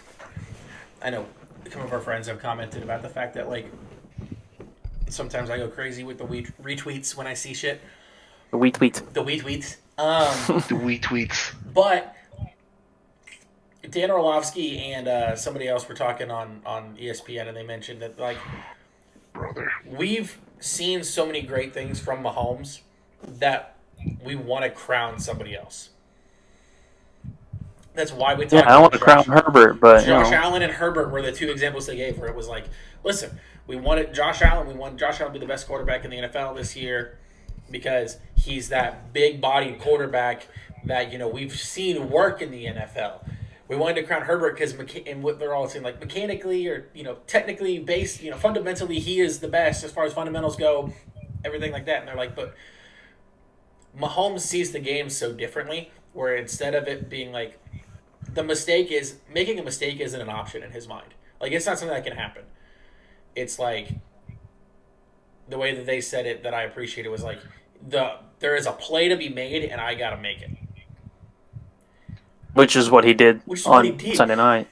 One of the best defenses so far in the league. Mm-hmm. I mean, that little scramble to the outside where he's that's mostly what I was talking about. Yeah, I'm like, I literally jumped out of my couch because I thought that was going to be a fucking pick, and then it's like not. And I just stood there like, what just happened? Yeah, I wanted to talk about the Chiefs a little bit. I figured you'd bring them up, so obviously I'm just going to piggyback off you. But I mean, last week it was all, what are the Chiefs doing? Like, now we have to go to Tampa Bay and play the Bucks, a team that's just been ripped by a hurricane. All the fans are going to be behind them and stuff, which Mahomes came out and shut them up. But I want to talk about the Chiefs' play calling a little bit because I thought it was the most efficient game out of an offense I have seen all season, up to this point at least, against a really good defense. And we talked about Oklahoma State staying on schedule against Baylor this week. Kansas City, I think, I almost said Kansas State. Kansas City was ahead of schedule. I feel that they were like 12 for 15 on third downs. I feel like all of their third downs were manageable. Yeah. Except for maybe one or two that they didn't convert. They were really never behind the chains. They played a really clean game, no penalties. I just thought the play calling was excellent. They took what the defense gave them. They worked in the RPO, which is like so deadly, especially with a guy like Travis Kelce, and that opened up their run game. I feel like all the runs were getting really solid yardage. They were never like really any negative plays. And they just went right down the field almost every time. There were never any hinders, and I bet the Tampa Bay Buccaneers to win that game. So I was a little pissed, but I mean, it's just like I watched that game intently, and yeah, I don't know. I feel like what happened with the play calling, because someone pointed this out on Twitter, and I forget who. Otherwise, I'd shout them out. But the play calling was so different than we saw weeks 1 through 3. Mm-hmm. It was one of those things where like maybe after last week, Andy Reid kind of was like, "Nah, I'm gonna take this shit back. Give me a minute," and kind of showed everybody what they can be. He sort of made the game plan or he had more like a say in the game plan. Would you think? More of a say in the game plan, maybe more offensive play calling. Because from my understanding, it was 50-50 between him and Bieniemy. Like they kind of split, not necessarily split play calling, but they kind of split responsibility when it came to game plan and game management and what they were going to do. And from what the guy that I watched on Twitter point out was like, this looks a lot more like something that Andy Reid would have cooked up, and this looks a lot like probably what he did is he said, I'm going to write the game plan and I'm calling plays, right? And then once they kind of got a lead and kind of got settled, he goes, okay, don't fucking lose it. And gave it back to Bieniemy, which I told you guys before. I felt like this last week against the Colts was Bieniemy's fault. Yeah, along with special teams, but yeah, but I don't know. I think when you were saying if that is what happened and Reid gave the reins back to Bieniemy, I think Bieniemy just went with what very similar concepts to what Reid was doing because he saw it was working. I mean, with Mahomes and like with Kelce. Or just like a tight end or a receiver of that caliber, you just have so many options. I don't know. The thing about me with the Chiefs is they make like potentially mediocre players because there's no like big name receivers on the Chiefs. They make those potential mediocre players really good, and there's a lot of scheming specific receivers open instead of just like, okay, go make yourselves get open, go beat this coverage. It's like specific things where the defense, is going to hone in on one thing. So you use Kelce as a decoy one play, and then you hit him on an RPO up the seam, and like I don't know. Yep. It's just I felt like the Chiefs were one step ahead the entire night. It was a very, very well played game. End, like depth there. Forston's the one who caught the touchdown that game, and man, it's crazy because they have these big body receivers that they like classify as a tight end, and then they can wide them up out there, and it's like. That's a tight end. No. No, that's just a 6'5" receiver. It's a 6 foot. Yeah, he's a huge receiver. So, no, I've always never I shouldn't say I never lost faith in the team, but winning against the Bucs made me sit there and be like, okay, it's not. I'm comfy. Yeah, it may. I'm no longer sitting kind of thinking like what's going on. I'm no longer kind of thinking to myself like. Man, this is really going to be one of those kinds of years, huh? Where we're going to, have had all this momentum going into the season, and then all the games we're going to win is going to be, the tough ones, right? And then we kind of go out and, 10 points on the Bucs. It's great, like you said, best defense, one of the best defenses in the league. Going up against Tom Brady. And he had all of his receivers back. Yeah, I don't think the Bucs offense played terrible either. I mean, I don't think they did either. It was just a game where you had to score every single drive with how good the Chiefs offense was playing. Absolutely, and that was something that was a little difficult for them that game. Mm-hmm. 31 points, you should win most games. Yeah, you scored 31. I liked the way that the defense played most of the game. I mean, obviously we gave up some stuff, but. You're going to give up stuff when you got one of the quarterbacks of all time throwing Mike Evans. Quarterback going to Mike Evans, Julio Jones. There was one penalty in that game that I thought was bullshit, but that's just me getting technical at that point. That's more talk about this game more than I feel like we need to because I feel like there's some other things to talk about. One thing I wanted to talk about: are we hitting the panic button on the Rams? Diesel? Yeah, I would. Yes. I'm hitting the I panic. would. If I'm LA right now, you are throwing a fucking 10-year, $300 million contract at Odell Beckham. Please. Because you need something. That's not the problem. Something else. That isn't the problem, but they need something else. That offensive line is the problem. Offensive line is the problem. Yeah. Well, yeah, but if you go, let's say, for example, you go and get Odell Beckham, right?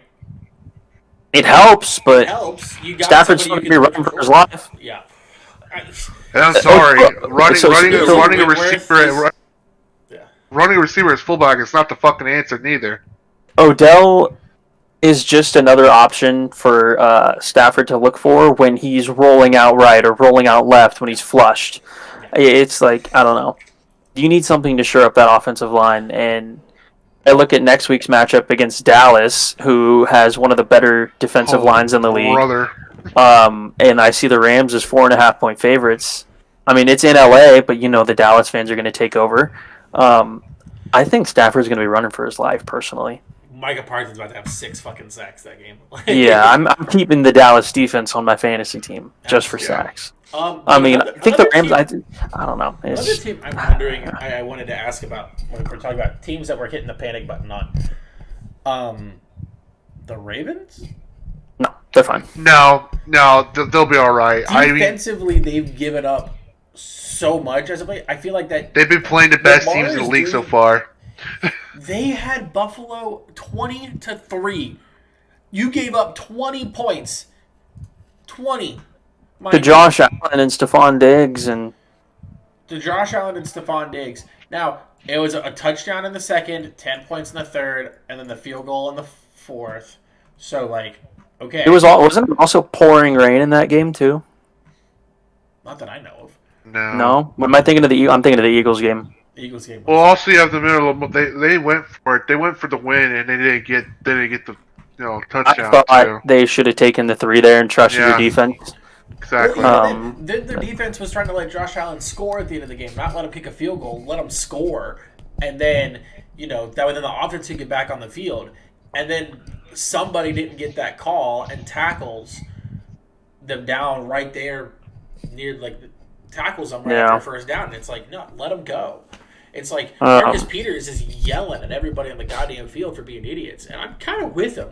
The defense, they do this weird thing, and we were talking. I was listening to a guy break it down where it's like their defensive scheming is so backwards. They try to do all this we're gonna fake blitz you, fake zone, fake all this.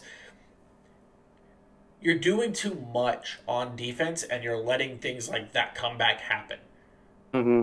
So I understand not hitting the panic button, but next week they play Cincinnati. They play Cincinnati. I think the next game against Cincinnati is a perfect opportunity for a rebound game after this loss. You're facing a Cincinnati team that's at this point in the season pretty hot. Yeah. They've got a really good offense, and I believe did Cincinnati sweep them last year? Or am I thinking Pittsburgh? Cincinnati swept Baltimore. But, I mean, you kind of got a chip on your shoulder. I think last year they offensively, I mean, they were running the Bengals. The Ravens. Yeah. Had injuries out the ass last year, so they swept them. But I mean, it's a Sunday night game. I think Lamar's going to pop off this week. I think the Ravens are going to win. I hope so. If he doesn't, I'm ready to hit the panic button, and I'm ready to sell out of all my Rashawn Bateman in fantasy football. Nah, I think they'll be fine. In my eyes, I'm holding. Yeah, it's one of I'm not buying, but I'm holding because I already have their stock bought. That's fair for the Ravens. Yeah, I'm just a little nervous with that team and the way that it seems to be. You're trying to talk about paying Lamar. Lamar's talking about holding out. Not holding out of working out, but holding out on getting that big contract and making them franchise tag him. And then they don't do anything to help him, and their defense is giving up hella comebacks. Yeah. I saw you just put it in there, Diesel. I literally watched this yesterday or this morning. This rape. I've seen it live. Ronnie Ravens. Yeah, he's just. He's so good. He's so funny. I've seen him live. He's so good. Kenny only threw interception. And he only throws pickets, bro. Yeah, there's a whole bunch of things from this last week. I mean, first off, Broncos, dog. You finally let Russ do something, and yeah, then Javonte went down. Here's what happened. Javonte. I think the Broncos are screwed, dude. They are going down big time. Unless Melvin Gordon turns into like his second year, third year as a Charger, Melvin Gordon, they are screwed. You ready for? Here's the thing that's also gonna. Let's ride. No, let's like derail. Let's get off the train. I'm so mad. Just get off. The Raiders did something, and I'm so fucking like. Thank God, but also like Josh McDaniels. I hope to God he understood the meeting, like the extra that happened with this. He comes from the Patriots. They use this whole committee thing where they don't pick running backs or anything like that. That game, they actually used the fuck out of Josh Jacobs, and they won that game. What they should have been doing the whole year. That's what they should have been doing. If you establish Josh Jacobs, it opens up Devontae Adams to someone like and Darren Waller was already open. Yeah, they didn't pick up his fifth-year option, and then now it's like, okay, he's the reason you won that game in my mind because he actually had a running game, and so they didn't just have to cover the pass. Because before the last couple of games, the only thing that was going for him was Devontae because Derek Carr was force-feeding the fuck out of him because they couldn't do anything else. That's what happened week 1. I thought they were going to run the ball a lot more against the Chargers with Josh Jacobs, but no, Devontae Adams had 17 targets. Yeah. And it's not even like they were playing from behind. It was a fairly close game throughout the entirety of the game. I don't think it was more than like a 2-score lead for the Chargers. But like, I don't know. Early on, they need to establish Jacobs, and then they need to do what the Chiefs do. I mean, like, work in RPOs. You have a great tight end. You have a superstar, the number one receiver in the league, in my opinion. Yeah. I don't know. They just have the weapons. They just need to use them correctly. I don't think their record tells how the team is. I don't think so. I think they're a good team. They're a really good team. Their defense isn't very good, but I think their offense can. Their offense is them 9-10 wins this year. I do think. I still think won the game. Yeah, I do think Chiefs and Raiders next week is gonna be a shootout, though. I think it's gonna be a fun game. It should be. It's gonna be fun. Joe Buck and Troyman is probably praising God. Yeah, Jesus.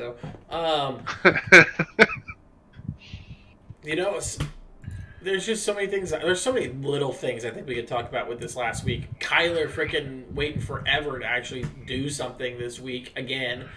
No COD, no double XP this weekend. Right. So 50. He is undefeated. I heard an interesting theory that the Cardinals should pay Activision to just let Kyler have everything unlocked so he doesn't have a reason for double XP. I mean, it's fair. Yeah. If he has everything unlocked, then he just plays the game for the fun of it. Technically, Microsoft is going to buy Activision too. So technically, Microsoft is a partner with the NFL. That could happen. just saying. I think the biggest... Okay, go ahead. I was going to say, I think the Panthers are a horrible team. Oh, dude. God awful. I think right now, the bottom feeders in the league right now, it's my personal opinion, it's got to be Texas is the worst. Then it's Carolina. I'm starting to sense Pittsburgh might be having some issues too. They're getting there. And they're falling down there. Chicago's right there behind them all. And Carolina might be worse than Houston. Yeah. It's possible. It's possible. It's very possible, but that might be me. That might just be me, but I think Carolina's worse than Houston. I watched a little bit of the game. Yeah. And every time I feel like I looked down, I saw Baker Mayfield throwing a pass that was batted. Or, him just, like, making, awful throws. What's the part that's bad about this team? Because on paper, like, realistically, you'd expect them to be decent. They should be good. And, like, I don't think... From what I remember seeing from week 1, which was the last time I got to see a Panthers game, was week 1, mind you, Baker didn't look terrible. He didn't look great. But he didn't look terrible. But Baker's never also looked like lights out, like God tier, even in Cleveland in my mind. Like he's always kind of He had had, like, he had a couple games in Cleveland, but but it wasn't this like year he Yeah. has been bad. he's been bad. Yeah. And I can't. I want to be like, oh Matt Rule or oh Baker Mayfield, and it's like, but I can't decide what's bad about this team. Who do we blame here? Who do we blame? You can't. I can't point a finger. I don't know. I mean, Does Matt Rule get another year and they go and draft a quarterback? But then it's like, holy shit, I you're don't think paying Matt two Rule's guys. staying another year. I don't know if Matt Rule. I think Matt Rule's going. I think Matt Rule's college. That's what I think he should do. But then who do you bring in if you're the Panthers to try and coach one of these guys? And do you pay Baker Mayfield some money to be your quarterback still? Dude, Houston's already fed up with Lovie Smith. It's only been games. They're already fed up with him. Like, Houston has to know that, like, listen, this team is in a full, like, rebuild at this point, and it's going to be years before this team can do something. exactly. Like the only reason that you're using Davis Mills is because you don't really want to pay a quarterback right now because you don't have a team that can go anywhere. For 2 weeks, I heard nothing. So the week when they were playing the Bears, I heard all week. Well, I think we're in better shape than the Bears are. I'm like, are you though? Are you? Yeah, you're not.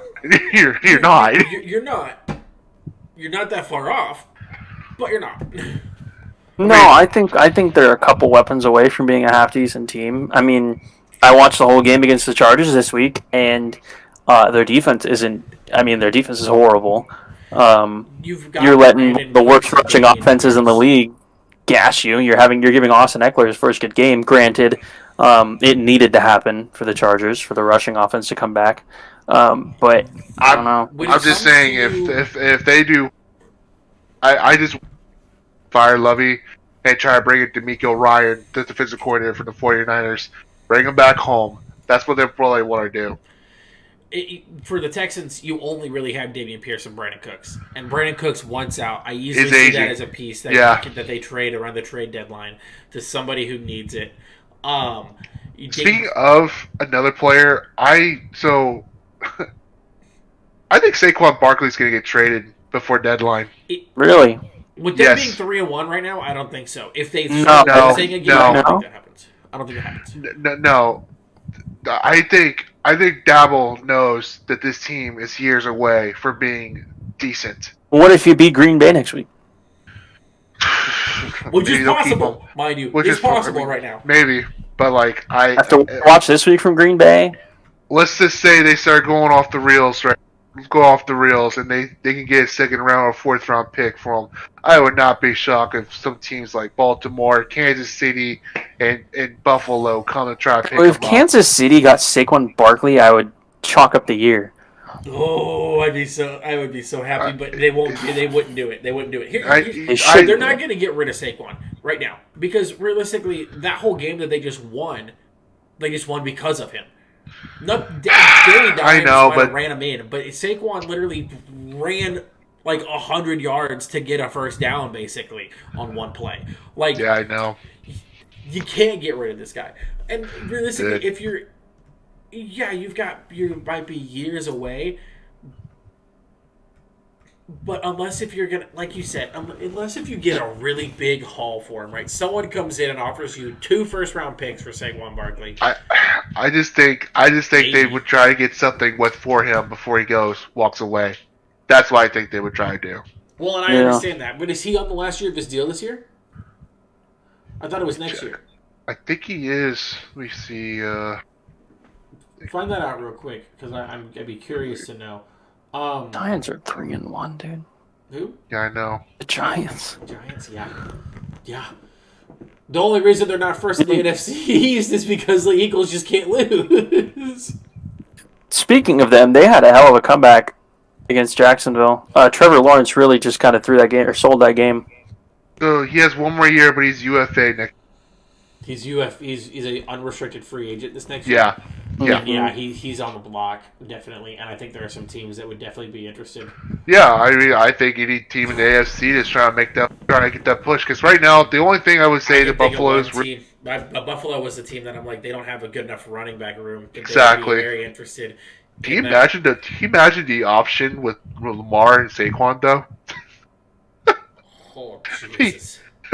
I But mean, also, I could see a team like the Raiders that didn't just pay their running back go and get him because it's like fuck it. I mean, they don't have a whole lot to offer, but they could. I would be more shocked if an NFC team gets Saquon than an AFC team does. I feel like yeah. AFC teams would try to trade to get someone like him for I feel pushing like the there are some playoffs. NFC teams though that are like, if we get a good running back, maybe. I would.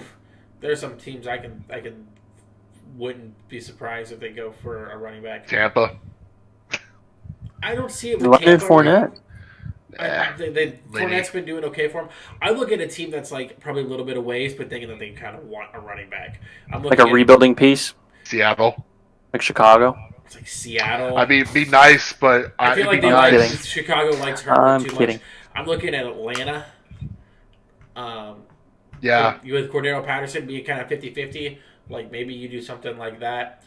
Seattle would be a good like building block for them because they have like, I mean, Geno Smith's playing great this year, but Yeah. outside of that, it's a good piece to add to an offense with DK Metcalf.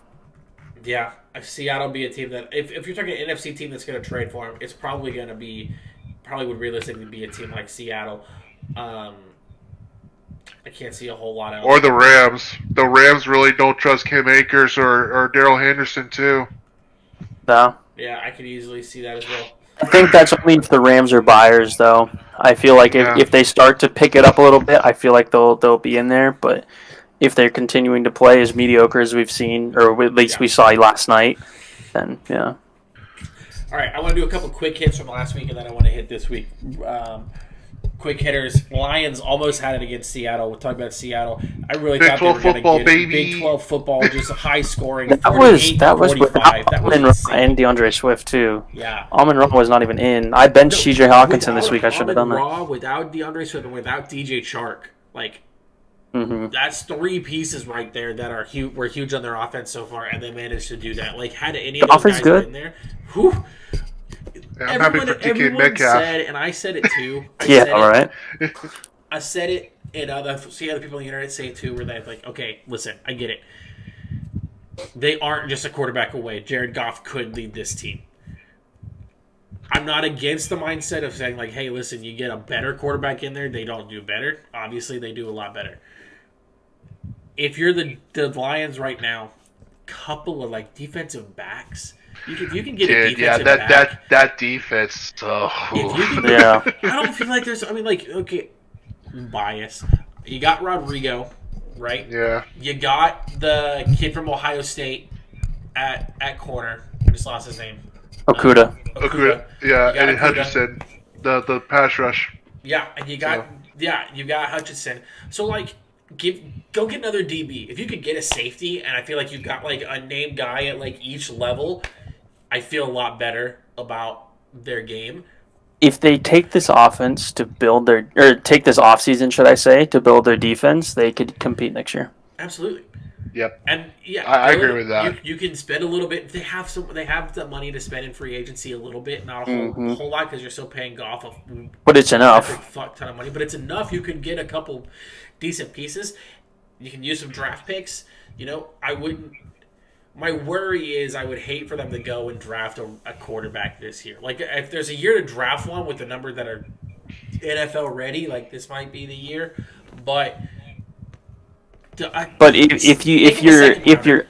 if you're near the top, you kind of have to assume all the teams up there are going to take a quarterback.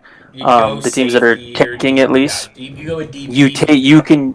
you can get the opportunity if you're up there to take the best defensive back or like best linebacker, defensive line, best defensive player in the draft. They got that D tackle from Baylor that I was just talking about. That would be gross. Him with Hutchinson right up, like that could be crazy. But I think they need secondary help first and foremost. They should take the best corner in the draft, and you have a young corner in Okuda on the outside paired up with another young stud. I don't know who it's going to be this year out of the draft, but I think that would be a step in the right direction. You sign a safety, you sign an interior defensive lineman, and it's a step in the right direction for him because you've got the offense. You've got the I offense mean, come right on. now. And then, like I said, eventually you have to start paying Amon-Ra and DeAndre. And then I feel like at that point, once you're paying them, you might have to look away from Goff because of how expensive he's probably either going to be or will be at that point. To be like, okay, we might pivot away from him. We might go get a young guy. We'll go get a rookie or something like that. And we'll go do something with this at that point. And that's fine. I think that works out great. You're starting to see the light at the end of the tunnel for Detroit. It's good. Wait till they go to a playoff, like they go win a playoff game. Like that would be crazy. Fan base deserves it. Well, and they need the money. They need the money. That too. So pay Megatron. That's what I'm saying. Actually looked at a mock draft I follow a lot. They're saying that Detroit's going to draft a defensive tackle. That would work. Because you can still get a second, third, and third round corners that will still be decent. Because I think their run defense have done that for years. I think their run defense is like as bad as Houston's. Like is just horrible. Like don't get me wrong, their defense all around is horrible. But this guy's finally said the Bears are going to draft a receiver. I'm like, you need to, Christ's sake. We'll see what happens. Holy crap! You need to. Fields has got nobody. N'Keal Harry ain't it. Darnell Mooney ain't it. Fields doesn't even have himself. No. He's got Khalil Herbert. Trust that. No, and he's got Jimmy Graham 2.0. I'm a sicko. I watched the 11 on 11 camera of this game. Footage of this game. That's fair. Fields doesn't trust his offensive line for nothing. Oh. Nothing. He doesn't trust them. As soon as he feels pressure, he's like, "Oh, I'm out. Fuck this," and he just looks for something, and like, it just sucks because he's. I don't want the city to give up on Fields, and I don't think they're going to. I think they're going to give it a bit of a doubt this year, and I really hope they do, because this team is far worse than they were last year. And, all right. And but the thing is that I saw something that was really, really funny. If you compare Josh Allen's second year in the league and Justin Fields' second year in the league, pretty similar. This timeline is the exact same stats. So Buffalo didn't give him any help at all when he first started too. He didn't have anybody. So, there was nobody down. Yeah, Cole Beasley was number one. Yeah, Cole Beasley or John Brown. Yeah, the Pitt State. I miss John Brown though, but yeah. So last thing, I'm gonna, but like they'll be. It's gonna be a long year. Yeah. Last thing I want to hit on before we bounce to this next week.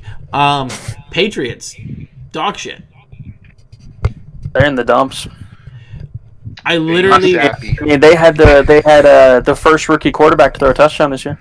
Who would have thought Bailey Zappi was going to be the guy? Western Kentucky, go Hilltoppers, baby. Let's go. Yeah. I saw something kind of crazy.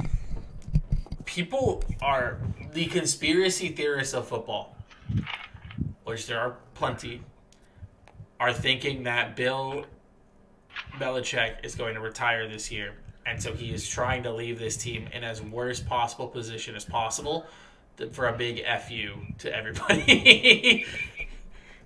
That would be hilarious. But I don't know if it's going to happen. I don't know if it's going to happen, but like everything I'm seeing, like he spent a bunch of money in free agency on mediocre people. He bought a quarterback. He got a quarterback that like fits a specific style of offense that like isn't going so hot right now. Mm-hmm. And there's a lot of inclination that he's just kind of done. He's at this point in his career. He's kind of trying to leave Robert Kraft with like a little bit of something, but not a lot, and then be kind of like, well, what the fuck do I do with this? Yeah. I think he sees the writing in the wall. He sees that the Bills are great. Miami got something going if Tua doesn't die. If he's gonna leave, this is his time to leave. Realistic. Even outside the division, you got other AFC teams that are making more noise. If he's even thinking about looking at the light at the end of the tunnel and saying, "Okay, I'm done. Like I'm getting close to that point." This right now is the time. This time to do it because there are no expectations for you to like go and win a Super Bowl. Like you couldn't do it when you had Tom because you were kind of winning Super Bowls and you were making a lot of good money. You realistically the only other time that would have been better would have been when Tom left for Tampa Bay. You just say, "Cool, retire." Not even leave up the question or like let people realize that it was Brady more than it was you, kind of thing. That whole argument, and just say, "I'm retiring." Cool, done deal. But man, I feel like right now I'm ready for these like some good games in the NFL. You know, like There's not like, much going for us Chiefs this week. Chargers was like a good game. You know, like I want some games like that. And Diesel, you talked about it. Raiders Chiefs this week, like that I expect to be a good game. But then I look at like elsewhere, and I'm like, I mean, are there games that I We were watch? spoiled. Sure. We were spoiled. We were spoiled. I think Cincinnati Baltimore is going to be the best game of the week when I'm looking at the slate. Yeah, I think that's gonna be good too. I think Chiefs Raiders, like you said, is going to be good. Dallas Rams maybe could be a close game, exciting game. I actually think that's actually a sleeper game of being good. I like outside of that, the early windows. Chargers Browns, like I expect you guys to win. It might be a high scoring game. Giants, Depends if we can Packers, stop like, the run. It's the morning game. I'm gonna watch it. Like I'm gonna be up with my kid while Abby's sleeping, and I'm just gonna have the damn game on, and I'm gonna watch it. You know, Bears play Vikings. You're gonna get fucking curb stomped. Yeah, probably. Lions Patriots, like they're both 1-3, but like we kind of said, Lions should win that game. Seahawks Patriots are favored. I know Patriots are favorite. I don't give a shit. Lions plus money. I'm if with Hoyer is playing, I think it'd be close, but I think Bailey's starting, and I would bet. If it's not Mac Jones starting, I don't expect him. Yeah. I'm just, like that's just fact. If Mac Jones is starting, okay, there's a chance. Otherwise, not happening. Seahawks Saints, like I kind of at this point, if Andy Dalton's playing, I think it's a good game, close game. If Jameis is playing, I don't know. Jameis is playing. I think the Saints win easily. Yeah, I think if Andy Dalton's playing, I think the Saints win easily. Yeah, I'm not disagreeing with that. I like the way Andy played this week. I felt like he did a good job this last week against the Vikings, and like I feel like the Vikings are better than the Seahawks. And I don't necessarily know if you put Jameis in, if they had won that, if they had a better shot of winning. Dude, it's just it's the Kirk Cousins not playing at noon thing. I mean, when he plays at noon, he's great. Yeah, you guys are screwed. Playing him at noon. Yeah, exactly. In Minnesota. Dolphins, Jets. I mean, like we said, Teddy Bridgewater's going to be playing.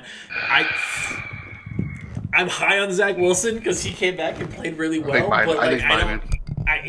If Miami's defense, like I'm just kind of like, that's one that could be good. That's one that could end up in an upset, but I don't think it's likely.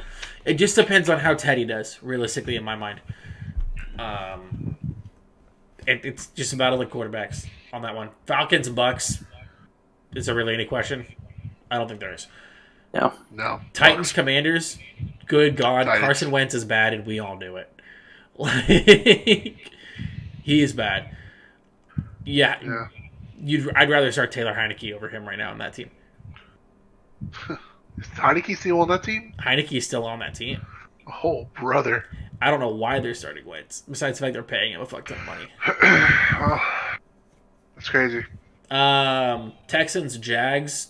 Jags should win that, right? I think. Yeah, Jags, I think. Yeah. 49ers, Panthers. Niners are going to win by 2 scores, 3 scores. Yeah, I think they're finding their groove finally. Yeah, and I think they're finding the groove. It's a big win for them this week against the division rival. Like you said, Cowboys, Rams. I know Rams are favored. If depends on who's back at quarterback for Dallas. If Dak's back, then I kind of like just because like Dak's better, but also he's coming off of an injury, right? And it's like it's kind of hard to play against that Rams defense coming off an injury like that. Yeah. So if you play Cooper Rush, I'm a little bit more confident in what I expect out of you, which is if there's a possibility Dallas sneaks in and wins that game. But Eagles, if they win that game, that next week is going to be. if they win that game and Cooper Rush is under center, good God, it would be Tony Romo, Dak 2.0. Yeah. I don't know about that. I don't know. I don't know about that neither. It's the Dallas Cowboy freaking their prophecy. They do it every time. You did it with Bledsoe, and then Romo came in. Romo had it, and then Dak came in. Like, leave it alone. They're gonna have paid Dak a bunch of money. Cooper Rush Even with I'm not saying that Cooper Rush will do that, but I'm saying, like, look at Dallas and the fact that Jerry said, like, I want a QB controversy. He just wants the drama, man. If Cooper Rush runs this week, Dak comes back, and then Dak goes 1-2 in 3 games, then maybe you consider it.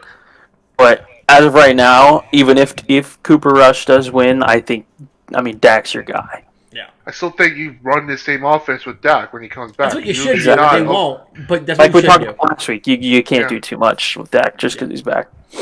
Yeah. Eagles, Cardinals, I think we all expect the Eagles to run, but I would hope that Kyler comes out of his shell that he's been in this season, and that becomes a really high-scoring game.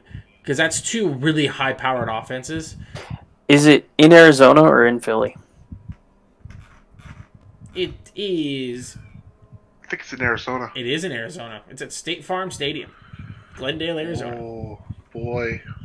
That's tough then. I think the Eagles will still win, but I think Arizona's going to, play them close. I kind of expect that to be a similar stat line box score to what the Chiefs-Bucks were this week. Like, give me a 40-30, win kind of thing. Like, I would not be surprised by that one bit. So it's like a frustrating game for the Cardinals because their offense is figuring it out, but you're facing Jalen Hurts and the Eagles' offense. They're figuring it out without DeAndre Hopkins. Yeah. As soon as Hopkins comes back, that offense is gonna skyrocket. The Cardinals could be a sleeper wildcard team, like a sleeper run at the end of the year with the wildcard team. Yeah. I forget that Hopkins. Like, I knew he was on that team and suspended, but I kind of always just, was like, man, this team's just kind of bleh. And that defense got some playmakers, too. They do. I mean, they're a good team. They've got some players that I wish that they would probably, utilize a little differently, but that's just bias. Isaiah Simmons, for one. That's the only person that I can think of. Yeah, come on. Isaiah Simmons was a monster in college, and the second year I drafted to Arizona, I was like, he's never going to have a career. They need to use Isaiah Simmons like the Chargers used Derwin James. Exactly. That's exactly how they do it. Derwin James is a freaking pro wrestler out there, man. He's just wrestling. He lines up as an edge rusher, as like a run stuffing linebacker, and he can line up at corner. He can line up at safety. I think they need to unlock Isaiah Simmons in a sense because he has the physicals, I guess you could say, to play like Derwin James does. I mean, obviously he has the speed to be a design disguise blitzer, I guess. 100%. He can play linebacker on rundowns. He can play safety on pass downs. They need to use him. He's more. One of those guys you could press at a slot corner on somebody that is lining up in the slot in a really weird situation, and then he just blitzes, and he's going to get to the quarterback faster than most other corners. Yeah. And he's going to hit him harder than pretty much any corner. Yeah, if you're trying to sack Josh Allen, he'll make the tackle. Oh, yeah. Well, not surefire, but he has a better chance of a regular defensive back. He's got a better chance than Pat Pete, who's their other team. Yeah, that's for sure. Oh, actually, no, he's in Minnesota now, right? Pat Pete's in Minnesota right now? I mean, either way, Pat Pete was blitzing. Yeah. His legs are going to fall off in a couple of years here. Yeah, I mean, I'm surprised they haven't fallen off yet. Yeah, good for him, though. Right. Yeah. So, we got just a little bit of time. Just a tad bit. Yeah. Do you want to just kind of talk about a little bit about the fact that baseball is starting this week? Yep. And by baseball starting, I mean playoff run is happening. It is officially October. This October Friday baseball is the as we were recording this, the Braves won the NL East. Oh man! And the Mets complete the ultimate face. Okay, so here's my thing with that. I don't think it's like a Mets. Obviously, they ended up blowing the division, and they collapsed in a sense this past weekend, where the Braves came out, and the Braves, just kind of gave them one of those. Yeah, basically. they were playing in Atlanta, and Atlanta since June, 70-36. They are one of the hottest teams in baseball, and they did the same thing last year. They started off slow, and then they just kicked up out of nowhere, and they won the World Series. Yeah. I like. But that's how I feel like it goes. And like, the team that wins from the beginning of the season to June doesn't necessarily go to the World Series. Like the Angels. Anyway, at least you can win, brother.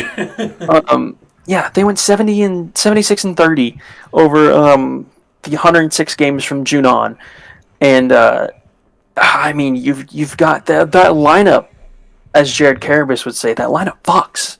Like, that lineup is gross. And Matt Olson's starting to kick up. I think he had a home run in every single game of the series against the Mets. He homered off of DeGrom. He homered off of Scherzer. This Michael Harris kid that they called up that really kind of sparked their run is a fantastic baseball player. You have Ronald Acuna. You have Marcelo Zuna, who I don't really like to speak on, but, it's he's there and he's making plays for him, and you got a really good pitching staff. The emergence of Spencer Strider as one of the premier starters in the league. That team's going to make a run. I think they have a chance to repeat. It's just a matter of if they can knock off the Dodgers. But the Dodgers, I guess, have two kryptonites in the NL. I mean, the Cardinals are back in the postseason. Yep.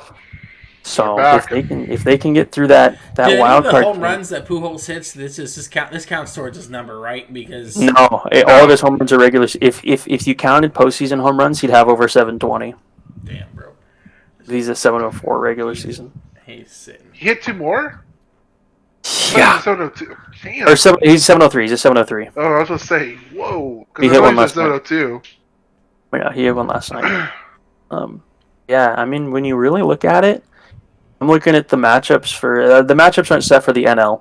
But I think if the Mets Padres are the first series, that's a toss up in my eyes, because historically you would go with Padres. Historically, because of the Mets' ability to choke, you go with the Padres. But then you have DeGrom and Scherzer rolling out games 1 and 2. And if you start 2-0, that's tough for them, man. Yeah. Because if they win that series, they're gonna go rob against the Dodgers. Mm-hmm. Oh, brother. Yeah. Yeah. Can't imagine. And I think St. Louis takes care of Philly. I think they will. As much as I kind of want Philly to win, but I also really want St. Louis to win too. I think St. Louis is going to move on from that. Because I want to see that St. Louis Atlanta series. That's going to be a lit as hell series. And then St. Louis would play Atlanta. Yeah. Mm-hmm. Oh, it's going to be another Braves Dodgers NLCS. Yeah. I mean, that's what I see. Do you really expect it to be any other way with the way it's looking right now? Like, I don't think I can see another way it pans out where it's unless if the Mets just get hot. And I think people are sleeping on the Padres a little bit, because I think if the Padres get hot, granted they have a horrible history against the Dodgers, I think if the Padres get hot at the right time, they could make a run. I just think the Dodgers are too good. I think the Padres will beat the Mets. I don't think they're going to beat the Dodgers. You're losing that guy for the rest of the year just kind of hurt. I forgot his name off the top of my head. Tatis? Yeah.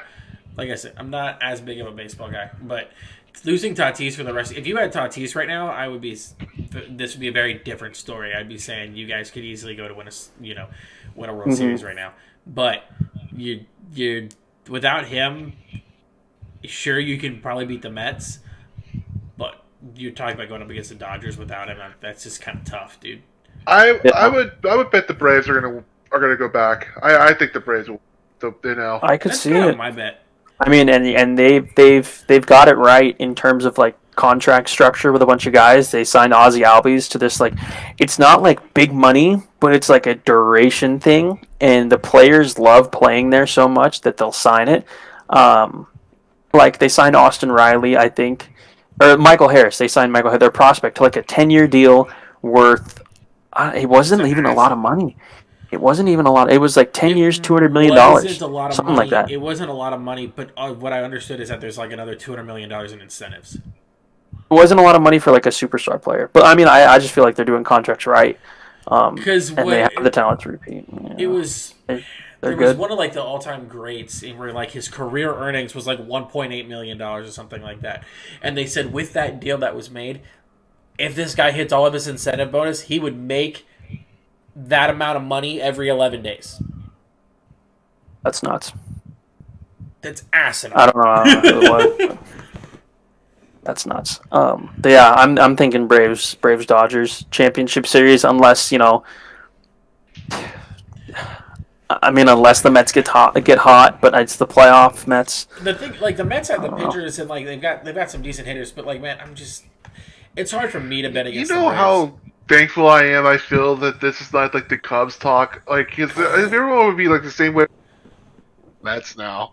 Yeah. Like the Cubs are right now rebuilding, and it sucks, right? But like, I don't know. I just think the Mets are good, but you're expected to be that good when you spent $250 million to build that team. Yeah. And like, everyone's like, oh, Showalter should win Manager of the Year. Oh, but bro, you spent $250 million. You're supposed to win with this team. Yeah. You've got a 1-2 punch of DeGrom, Scherzer, and a closer of Edwin Diaz. Like, yeah.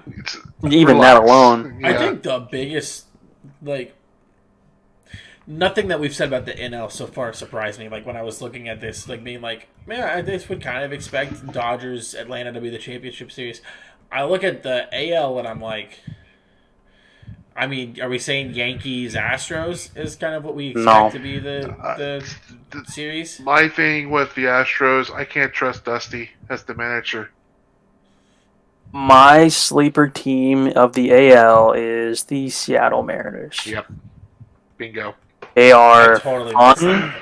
They have Julio Rodriguez. They have kind of a sleeper pitching staff. It's not like the greatest pitching staff to ever grace the planet. My issue with them, though, is they're too reliant on the home run ball. They don't, like, string hits together, really. It's just, like, their pitching's good, and they play close games, and then they hit home runs later in the game, and they win the close games. They never really have, like, a blow-up offensive game, Like, it's either you're going to strike out a lot, or you're gonna crush the ball.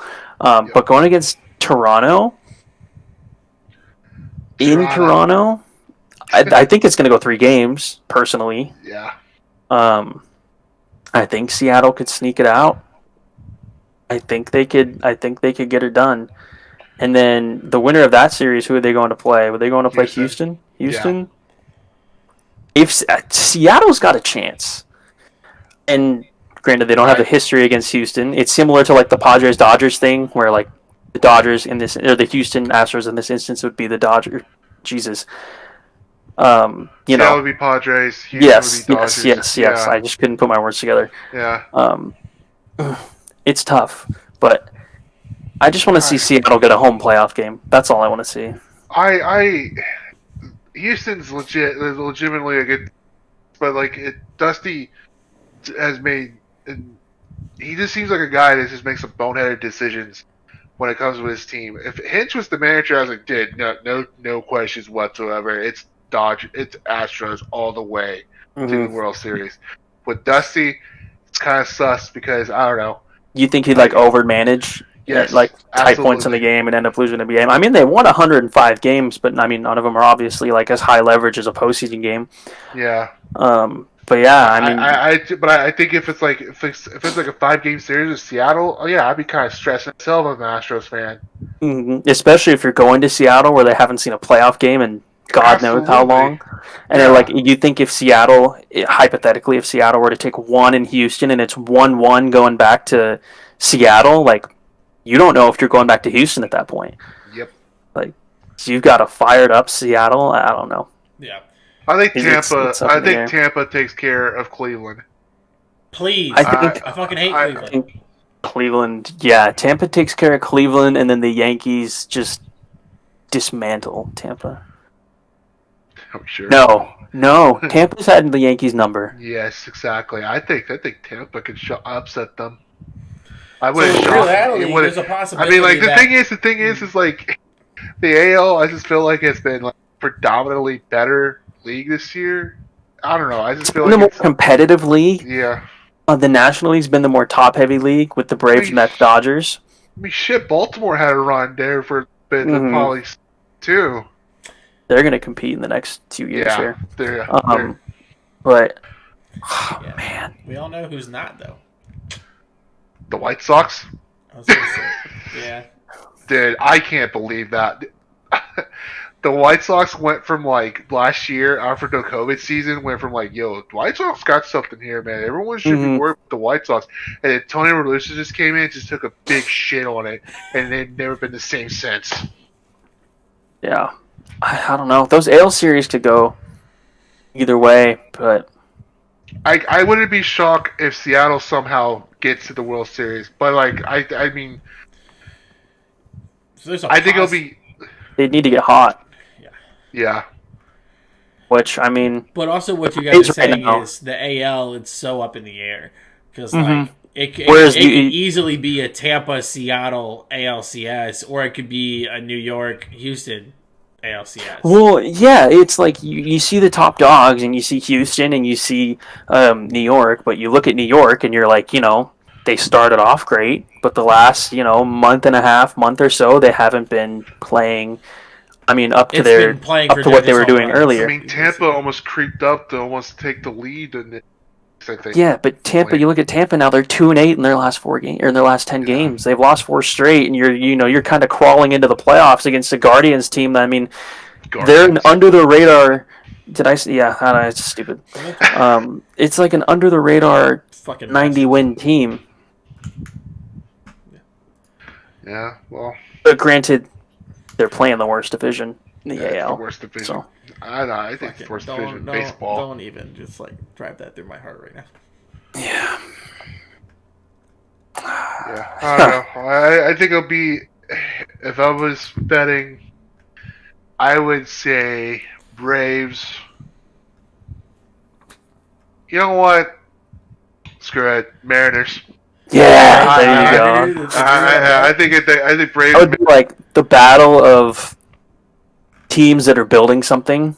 Yeah. I mean, the Braves obviously have more built, but And I would pick the Braves. Fun World Series. I'd pick the Braves in 6 probably would be good. That would be a hell of a series. That'd be a fun series. It'd be much better than Houston Dodgers again. I don't want to see that. Or Yankees Dodgers. It's a cool rivalry for New York LA, but no one else gives a but everybody else, everybody who likes baseball is gonna be so pissed off if that's we've seen enough of Aaron Judge. We've seen enough of the Houston Astros in the playoffs. We're getting to the fucking playoffs, and I'm not gonna have those that home run watch come up while I'm watching football. And honestly, I didn't even hate it that much. It was just the fact of how much people hated on Twitter and the fact it would take up half my fucking Twitter feed on Saturday. Yeah, it's dumb. I just thought, I don't know. The East Coast bias was real with that. I don't know. I don't want what Eric Judge did was incredible, but it's not 73. But ESPN's shoving it down our throats. But and it's also they want to raise 73. No, he's not going to get 73. Yeah, because they want to erase 73 from existence because of the steroids era. You're never going to get rid of that. Which is never going to happen. Twitter's not going to let that happen. I'm not going to let that happen personally because Bonds is the greatest hitter of all time in my eyes. I don't care if he's steroids or not. You really think batters were the only one juicing? Shit. Pitchers were. That's the thing. If everybody was doing that at that point, so that it doesn't matter. Yeah. That's the thing that's irritating is that they're going to count Bonds out when realistically it wasn't even like he necessarily had a huge competitive advantage against some of the other guys he was playing against. He was a fantastic ball player. And I saw someone saying messed up. Sorry, Eric. I saw someone from Twitter, and someone said, "You think if Albert Pujols would have hit 750 if he didn't waste his career, half his career with the Angels?" No. I was like, no, he'll still be 700, around this area. Doesn't matter where. This was just I don't know. It's a once in a career resurgence thing. Stadium, if you had a better stadium like that. The Angels have a deep left center field, but it wouldn't matter. Even if he had stayed his whole career at the Cardinals, he might be at 710. That's a maybe. Personally, yeah, I think so. He's. I'm just glad I can watch baseball again. Yeah. I haven't had the drive to watch baseball in months because the Angels have been bad, but playoff baseball just had the drive to watch baseball in 7 years. 7 years. World Series 2015. Next year we suck dick. All right, cool. Back to not. That's the difference between you and me because my team has hope every year. But Hey, we got maybe next year. We got rid of our fucking general manager. Or no, not even that. President of baseball operations. I saw that. Yeah. So maybe we'll do something. Who knows? We'll see. Love Bobby Witt. I'm gonna get me a Bobby Witt jersey. You should. Like he's gonna be there until like the very end of his career, just like we did with fucking Whit Merrifield. So like, Yeah. Jesus. Jeez, man. same thing. I mean, thank God, like we got something for the other guys in the World Series team. Mm-hmm. That's kind of why I wish San Diego would go do something.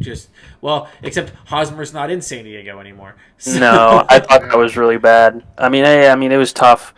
I understand what it. Hosmer did. I think what Hosmer did was like stupid. I think because Luke Voigt ended up getting traded when Luke Voigt wasn't even part of the initial deal, and Hosmer waived the trade to the Nationals. And then the Padres ended up trading Luke Voigt, and then they gave Hosmer somewhere elsewhere. To like the Red Sox, I think. So, I mean, Voigt just got screwed. Yeah, that was where he went, because Merrifield went to Toronto. Mm-hmm. I don't know. That was just, I don't know. There were some positive things about the Cubs this year, but let's just see what happens the next year. Yeah, rebuilding phase. Yeah, Seiya Suzuki's legit, though. I love him. I think he's a great player. Mm-hmm. So I would agree with you. Yeah. Well, I think that just about does it for this. Yeah, that was this week. Wow, that was way too. Yeah, I mean, we did kind of go a little over this week. I mean, we're still recording, but sports are sporting right now. Sports are sports. This is the time. Sports are sporting. Just wait until basketball season comes back. Oh my gosh! But we got preseason basketball going on. We got hockey coming up soon. I mean, we're getting to that point where we're gonna have a bunch of sports coming up, and I am pumped. Mm-hmm. Thank God. Thank God hockey's coming back, man. I know it's like the post like off season, but I'm so glad it's coming back. See, I like hockey. I just don't know it like that. But we'll see. Maybe I'll get into it this year. I'll just wait. Who's your team? Kings or Ducks? Ducks. He's a Yeah, Ducks. Trevor Zegerson, Terry, baby. It was like he was wearing that jersey. How do you not remember him wearing that jersey like pretty much through college? Yeah. I guess that's fair. Like you always had the Angels hat, but you had the Ducks jersey. Like I remember you wearing that. I thought it was Reed. Like, it was Reed's jersey. It was Reed. Yeah. It was Reed's Ryan Getzlaf jersey. Oh my God, Getzlaf! Oh yeah. Brother, what a time! Well, I think that's gonna do it for us this week. Thank you guys for watching, and we'll be back next week talking some more football and a lot more baseball as it comes to that season. Everybody have a great week. Make sure you subscribe if you haven't yet on YouTube, and if you're listening to this on Spotify or Apple, make sure to follow the podcast.